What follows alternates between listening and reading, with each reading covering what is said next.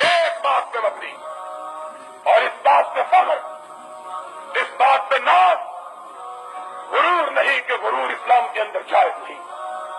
لیکن خدا کا شکر، اور تم بھی شکرانہ ادا کرو کہ آج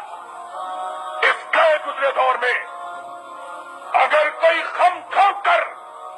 سینے پر ہاتھ مار کر ڈنکے کی چوٹ یہ بات کہہ سکتا ہے کہ میرا مسلک صرف وہی ہے جو محمد الرسول اللہ نے ابو بکر و عمر کو دیا تھا، اس میں کوئی ملاوٹ نہیں، کعبے کے رب کی قسم وہ صرف ایک مسلک ہے اور وہ تمہارا مسلک اہل حدیث ہے، اور کوئی مسلک کائنات میں ایسا موجود نہیں ہے۔ جاؤ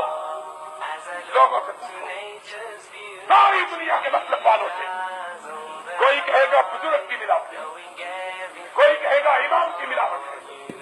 کوئی کہے گا فقیہ کی ملاوٹ ہے، کوئی کہے گا محدث کی ملاوٹ ہے۔ ہم نے کہا جس میں بھی ملاوٹ ہو،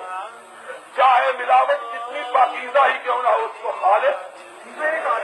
دودھ خالص وہی ہے جو بھینس کے تھنوں سے نکلتا ہے، اگر اس کے اندر روح کیوڑا ملا دیا جائے تو دودھ خالص ہوگا، اگر اس کے اندر زمزم کا پانی ملا دیا جائے دودھ خالص وہی ہے جس کے اندر کوئی آمیزش نہیں، اور مسلک خالص وہی ہے جس کے اندر نہ کسی امام کی، نہ کسی فقیہ کی، نہ کسی محدث کی، نہ کسی شیخ کی،